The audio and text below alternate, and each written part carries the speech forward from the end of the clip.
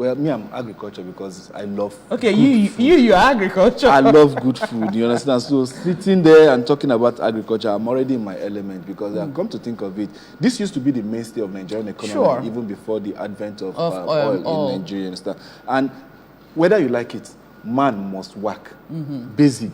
Yeah. We all must eat. We eat to live. We eat to live, we live to eat. So agriculture is very, very essential. And kudos to the government for investing massively in agriculture and encouraging you understand? Because there are certain things you don't even need to go to the market to get, you understand, like your vegetables, your papers and the rest of it. So it's always good to like have, or rather probably have that mentality that certain things you can source from your backyard. And then gone are the days when people will think that agriculture or farming actually is just meant for the old people and it's a dirty kind of job. But now, just like I explained earlier, there are a whole lot that you can do as a youth. When we talk about the value chain, you can be one of the people that process hair. You can also be one of the people that distribute, you understand? Distribute it to other you can people. even be someone that is even into agricultural transportation.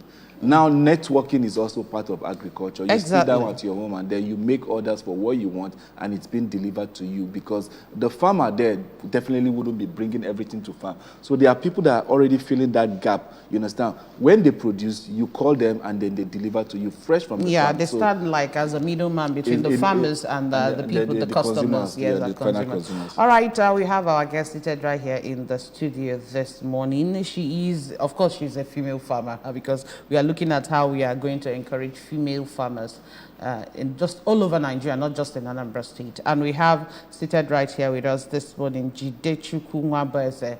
Jidechukwu Nwabeze is a founder and CEO of Jalapetra Farms Limited, co-founder of Awele Agro-Estate Development Agency Limited. Okay, how are you doing, Jidechukwu? I love this name, Jidechukwu, like hold on to God, Jidechukwu, that kind of a thing. Okay, right. Good to have you on the show this morning. Thank you. Okay. Just before we went on air, you were having a tete-a-tete with my colleague talking about how you joined the farming because one will look at you, a young, beautiful lady like you, all you've decided to do is just to go into farming. I mean, a farmer. And when some people might be thinking, why didn't you come with your hat or something and then dress like a farmer? But look at you, a young girl like you sitting right here and you have been doing well. But tell us what actually prompted you to go into farming, because we have a whole lot. Young people these days, especially young girls, you see a lot of people going into makeup and then baking and all. I'm not saying that they are bad, but it's rare seeing a young girl, a young lady going into farming. So what actually made you to decide that this is a line that you wanted to? Okay, I never expected myself to end up in the farm because I'm actually a graduate of Education and English Language, Nnamdi Azikiwe University. So you were training to be a teacher? Yes, my dad is a teacher, my mom is a teacher, my grandfather is a teacher, my grandparents... Oh, it runs in the family? Yes. So I had this dream that I'll be a teacher, not even a lecturer. I'll teach in a secondary school, then flaunt myself as a teacher's daughter, now being a teacher. Okay, and probably you now have your Igbo zone in school. Start from there. So suddenly COVID-19 came, unexpected. As a young girl, I had to leave the city to the village because everywhere was on lockdown. I had to go home. I was depressed. Going home, I realized that the problem of the people in my local community is not actually the virus. They're not scared of the virus like they're scared of the hunger. Because, just like I told him, we watched as a bag of cassava rise from the normal 4,000 naira is being sold to 7,000 naira. A pinto of gari from 500 naira to 2,000 naira. Plantain simply became food for the rich. So we virtually lived in a community of hell. I lost my job, so it was so bad. Then I looked at it. If I could see agriculture from another perspective, I'll find a solution. So I saw an opportunity to utilize my father's backyard for cucumber farming. And then my associate, the dad had up to 10 plots of land. So we decided to start with what I called COVID-19 plantain farm. So we started with my savings. We just, on that 10 plots of land, we just started with 200 plantain suckers, which was not even up to half of the land. But that was how much my saving could afford then. But now we have up to 1,500 plantain suckers on that same plot of land without sourcing plantain suckers. That's good. That's good. That's good. Well, encouraging to say that COVID-19 led you into farming, and now you're definitely going to be, with all things being equal, a global farmer, processor if need be. But now, the fact that you are already into it, and we're talking about encouraging female farmers, your associate, is she also a female? No. So what is your group doing in order to get females? Because they said when women get into things, they tend to do it better. What a man can do, a woman can do better. So if women get into farming, maybe through your, what is it called, Jalapetra farming, and then your other associate business, what impact do you think that will bring down to the economy of Nigeria? If women should go into farming, it will definitely boost the food security. It will ensure food sustainability, and it will actually help to reduce post-harvest loss. Because majorly, the population, we have mainly women, and women are mostly in agriculture. So if we could support them to be in agriculture, they will actually do better. Wow, Okay. That's an encouraging one. Really? Chidima, what do you think about that? Because I'm a woman, right? That's why you face me like this. Which area of agriculture would you want to venture into, being that it's endless opportunity to make money? I would like to do something that won't really be taking much of my time. Of course, I'm fully engaged here working at ABS. So I would just like to do something that I know once in a while I'll just have to put my eye there and the thing keep growing and growing and growing. I think I will go with that cucumber farming because I've been wanting to do that. But the problem is, when you don't have where you can practice all those things, there's something that's the burden will still be there, but you don't know how to execute it. But for now, let's leave that. Let's focus on why we are here. Yeah. Now we are talking about, you say a lot of women are into farming, into agriculture. Yes, that's a good one. I've seen a lot of them. But now the problem is we are trying to see how we can make more women join agriculture. But I know that they are faced with a lot of challenges. And now it's 2 years, right? Yes. 2 years you've been into farming and all that. So I want you to enumerate some of those things that has come to you as a challenge or as challenges that will make you one day, you think whether you took the right decision or maybe, in fact, I'm done. Let me just leave this whole thing and maybe look for something else to do. Yes, my first year was horrible.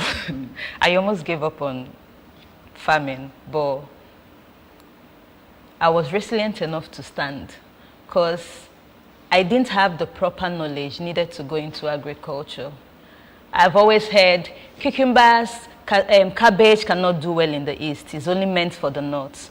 That's actually why I tried it. Because I like doing things. I like researching things and to know why it won't do well, but I'm happy it did well. So that first year, I lacked knowledge of how to go into agriculture deeply. 2, access to markets was very difficult for me.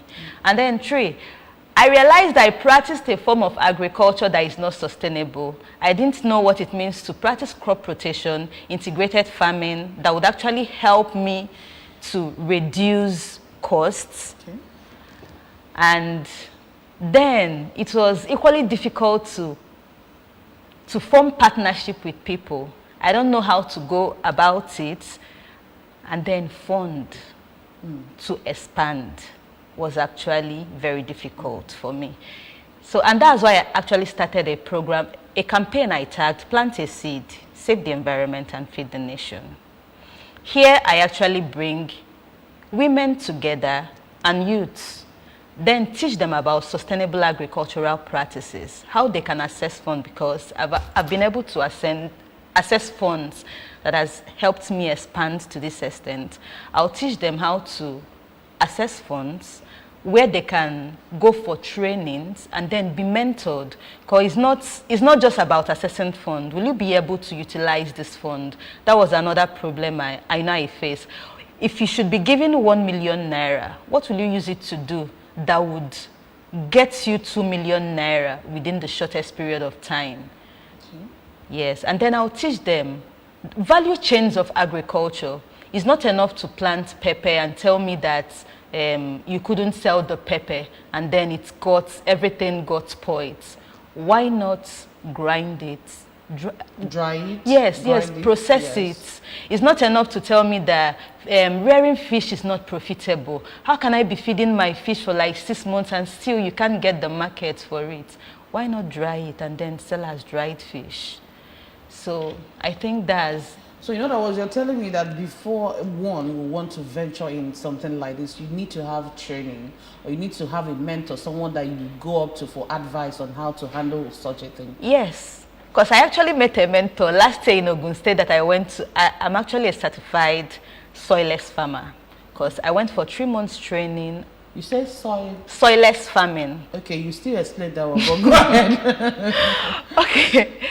Okay, because there, my mentor there, Farmer Samson Obole, said, hunger is a crime. If you are hungry, then it's a crime. And if you are practicing agriculture, you are not doing anything. You should practice agribusiness rather than agriculture. Okay. Because there are two different things there. Agriculture is when you get a piece of land, go there, get a hoe, start digging, wet the ground, do everything manually, and then come back home very dirty and exhausted. And then in the end, you get nothing. Not even what you put in the ground. You just get just little things that can't even sustain you, something for subsistence agriculture. Yes, instead of the commercial purpose you went into that agriculture. Okay. So now, talking about agriculture and agribusiness, can you elaborate more on that so that people will definitely get to know and get encouraged to be? Okay, when I talk about agriculture, though agriculture is cultivating and then rearing of animals, where you just don't think about any other thing that can go. You just clear a land, cultivate something, and then spend much money taking care of it without thinking of what next to do. Why agribusiness actually revolves around this thing that I've done. How else do I process it? How else do I do this thing so that it will reduce costs? That's reduce, reuse, and recycle. Okay. For instance, I don't spend money on fertilizers and manure. I practice aquaponics. That's my fish water waste, waters my vegetable. And recently I've learned that rabbit urine is a good form of fertilizer and pesticide. So I won't spend money again getting those. Just get a rabbit, construct a nice environment for them, then get a channel where they will stay. Then when they urinate, the urine passes through that channel to the water gallon. In a day, you can get up to 1 gallon of urine. Then just dilute it with water because it's harsh. Okay. Then it serves as your fertilizer and pesticide. Okay, pesticide. Yes. Okay. Then I'm so particular about our soilless farming, because I know that everything when we are growing up, agriculture is about you tilling the ground and putting in seed. Now, when we talk about soilless farming, please explain to us. Let's understand. What then do you use? Do you use milk or whatever to grow your seeds? Just like human beings, just like we're evolving, agriculture is equally evolving. Soilless farming is simply farming without soil. Okay. You can either use nutrient-based technique, or you get nutrients like cocoa peat, that's coconut shell, you grind it. Okay. Rice husk, that's when you get rice, you grind it to mix it together, it becomes your soil. Someone is actually practicing it, teaching St. John of God Secondary School students about soilless farming, Ebuka Nwanko. I actually went to the same program with him. Here, that's why they said, now plastic is not a waste. All this Pepsi bottle and Fanta bottle, they're not a waste. You can actually get it, put water inside it, add nutrients to it. There are organic nutrients that you can use. Then, I wish I'm with my phone, I would have shown how it looks like. Cover the top, then you would have planted something in the nursery. Just get the grown seedling, then put it there. The water just helps the plants grow. You don't need your soil. What plant are we talking about here? Cassava? What kind of plant? No, for now, not cassava. You can talk of vegetables like lettuce. Okay. You can talk about your tomatoes. Okay. You can talk about your peppers. Yes, you can talk about the ugu that you take, water leaf. Okay. Yes. So you can plant those things in this reusable plastic. Yes. Wow, that's good. There was this other aspect you were telling me about aquaponics. You understand, using the waste water of your your fish tank to do what? Irrigate your farm. Yes. For how long? As in, is that going to be sustainable during the dry season? Yes. As in all year round planting yes. season. Yes. So how come so many people have not actually delved into this, so that we have this issue of having food? They are not aware. Yes. That's why we are here creating awareness. Yes, they are not aware of this. Okay. Wow. Because most times what is militating about against constant planning is because people will tell you that dry season is usually a challenge, except maybe your farm is around the riverine area. You understand? But like you're talking now, if you have all these mobile tanks, fish tanks, you can equally probably irrigate your farm, and every month you get all these products that are 3 months gestation period. You understand? Like your cucumber, your cassava. There are some cassava that are 3 months. They wow. Come up. Wow. Well, we are really learning a whole lot, having you definitely, let's say, lecture us on food sufficiency and encouragement. Now you're talking about your own. Now, talking about food sufficiency, where do you think the government or private individuals can come in order to make what Nigeria self-reliant when it has to do with food? When it comes to food, yeah, there is a lot of work to be done. Because I recently checked the demand. We export a whole lot of things. We import a whole lot of things. Even the dried fish that we take. Dried fish? Yes. Wow. And because the local demand for this exceeds the supply for these products. So what do we do to combat these problems? We just have to support smallholder farmers, enhance collaboration. These farmers cannot do it alone. Yeah. Link them to markets, make them know that it is not just all about wasting your money, that agriculture is the future. And with this, you can actually feed the nation. Teach them how to do this in an easy way. Now we have weeder, we have planter. They don't need to suffer too much to do this. Oh, wow. Okay, you have weeder. When you're talking about weeder, is it like a machine? Yes, and it's not that expensive. Okay. I got mine for 150,000. It can help you as in clear your farm. Okay, weed are not cut down on the main, maybe your main seed that is growing up. No, okay. It has different blades. Okay, but you have to, monitor how it goes. Yes, then support these farmers with improved seeds.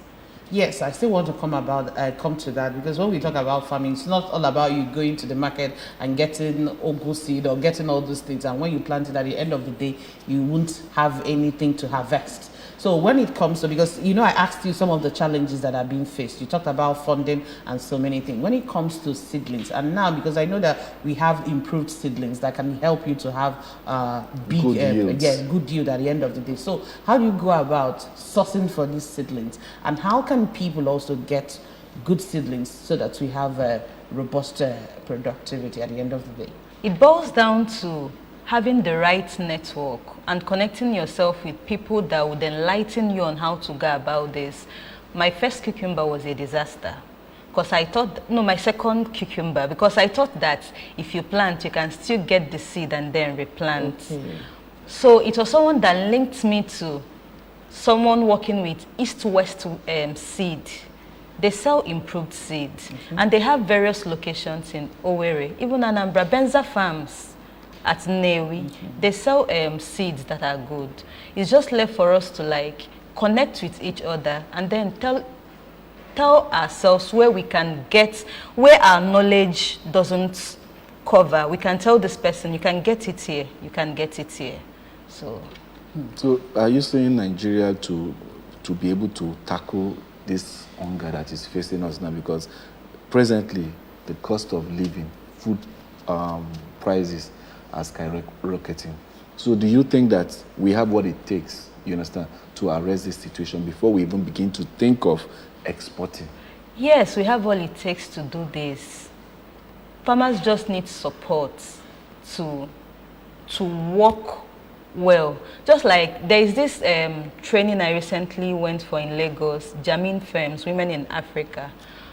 One of us that is into coffee farming actually sources, if we can source our raw materials locally, it would make sense.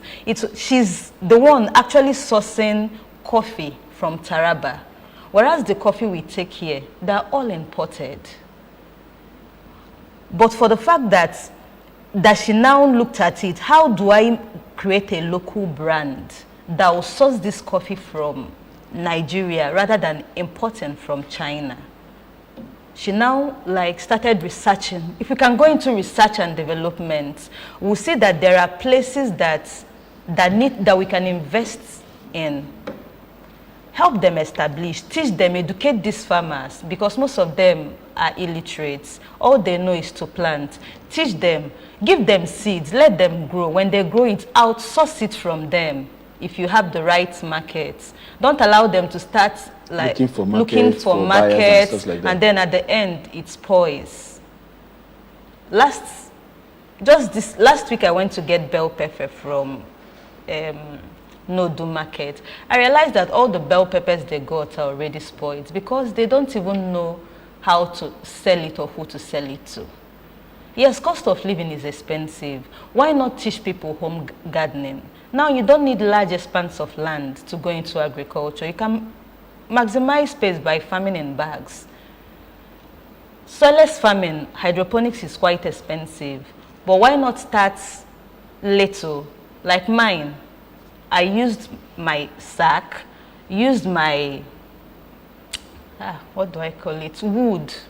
And okay, then you created like a crate and then you were planting inside. Yeah, then a net. Instead of getting shade net and all, I used this mosquito net to help me. Are you the person I'm seeing on television? Yes. Okay, so what are you doing there? This is actually a form of soilless farming, vertical farming. Okay. So this is the training I went for in Ogun State. Oh. So here we've prepared our substrates, the cocoa peats and the rice husk. So I'm here to inspect to know if it is wet enough, because you have to not funny enough, but there is an irrigation pipe that helps to water it, so you don't need to carry watering can. Okay. So I'm checking to know if I need to turn it on for the water to get it wet. Okay, just like you say, it's quite expensive for people to go. Yes, but this can be constructed using plastic bottles. But yes, these are not bottles. These are just different stuff that are being used. Yes. Okay. Now that you've made mention of a whole lot, now I'm so excited that agriculture is no longer about you going to the farm or your land to till the soil and, exhaust yourself at the end of the day. But then again, you as a person, you as a female farmer, I know you've mentioned some of these challenges that you're facing or that you're faced with. You talked about how your second batch of cucumber was a disaster and all that, because then you're very knowledgeable on how to handle issues like that. But now, as a female farmer, what do you need to expand your farming? I'm talking to you that is a person that is into all this, and with all the knowledge you've garnered so far, how do you think that the government or stakeholders or people can come in and, you know, help you? Let's use you as an example to expand this, because when we are talking about farming, we are just talking about you getting what we feed 1 or 2 people. We are talking of how we can sustain a whole large number of people, a community, a state, a nation. So when people like you come together, people that you go to this training with and all that, especially women, because that's what we are discussing today, what do you think that we need to do to make you people go deeper or higher when it comes to all this kind of farming? Okay. One is access to markets. Okay. Yes, access to markets.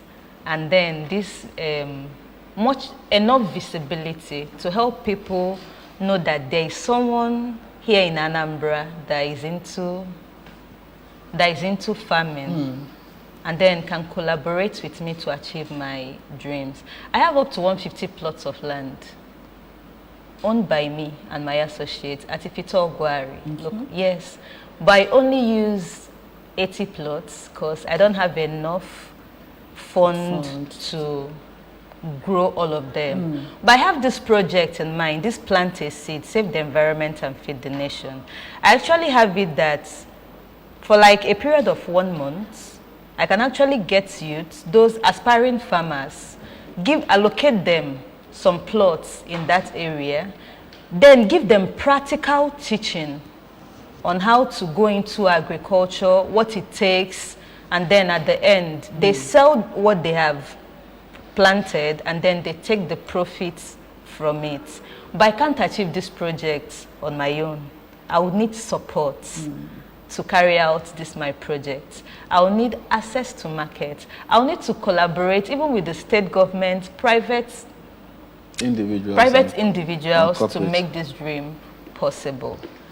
I'm open to training, training people on agriculture. I can do it. I can voluntarily do it so that people will actually know how best they can grow food. There are things, just like you said, there are things you shouldn't be buying in the market. You can't be buying ugu and pepper in the market when you have your backyard. Green, you buy it from the market. What are you now doing? So that's up to you. What are you now doing? You shouldn't be buying green. But now, coming to talk about government involvement, what effort have you actually made to, you know, get the attention of government based on this landmark achievement you've been making so far? Okay, it actually came to my head this last time I came back from Lagos, because most of the trainings I go for is from Lagos. That's all these funding opportunities, they're mostly in Lagos. So, but Lagos doesn't have the land for farming now. Is not land for, as in funding opportunities. Okay. Like all this, like Access, I'm actually one of the beneficiaries of Access Bank Womenpreneur Pitchathon. That was where my brain changed. I was just like, Access Bank could support this dream of mine by as in giving me money to. Then last, Women in Africa, Jamin Firms, the one I went, I'm also their beneficiary. So I was just like, it was during the trainings that I realized that for me to grow, I should reach out to the government of my states, reach out to private individuals, because if I should keep being where I am, nobody will actually know I exist. As in, they'll just keep, they won't even know someone has this type of dream, because the government is probably not a wizard to know that there is a girl in this state that has this dream that needs to be. So I've actually written a proposal. Then I've been thinking of the right way to like take this proposal to the government. So why not you start with the Ministry of Agri first? Or you didn't mean it through that? Okay, maybe we'll get into that after the program. But right now, let's get people's opinion on how we can actually achieve this food sufficiency. Of course, we are talking about encouraging female farmers, and just like we have established that when we have a lot of female that are into farming, of course, we are going to have a massive yield at the end of the day. So let's hear what they have to say.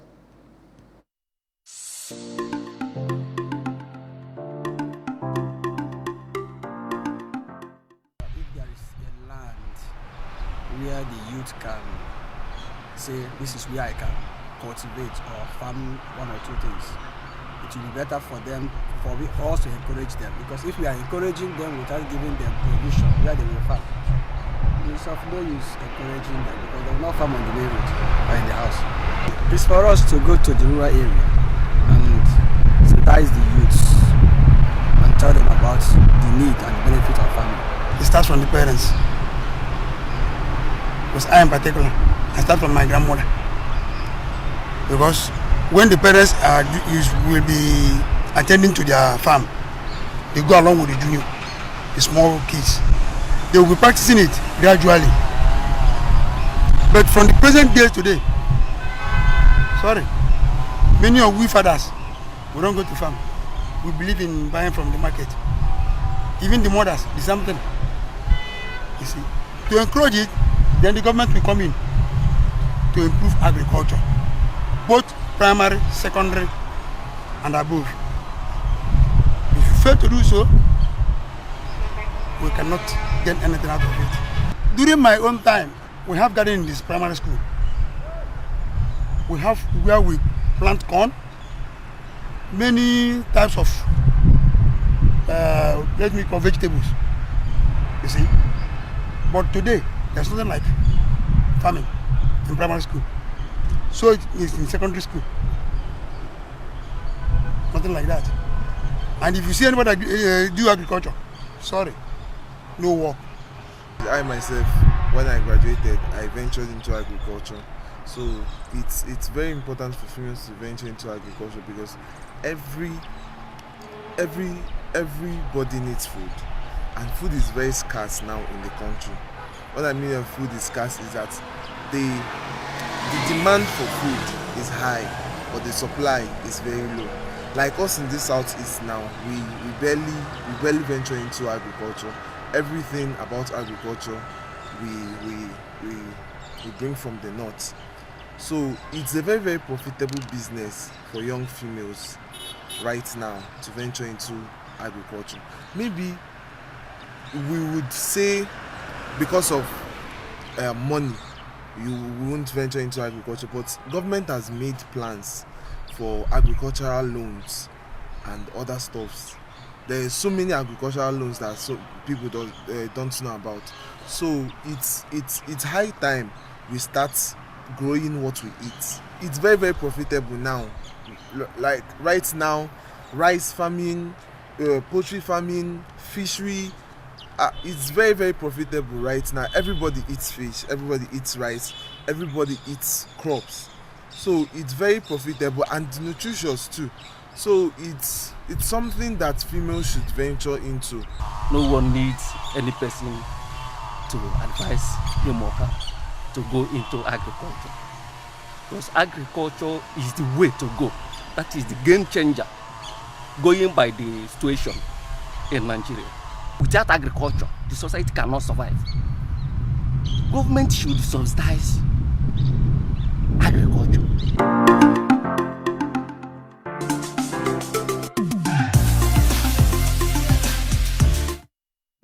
Just to make you understand that farming is very, very important. Like one of our parliamentarians there said that when he was young, that the primary school he went to used to have a farm. I equally attested to that while I was telling Chidima.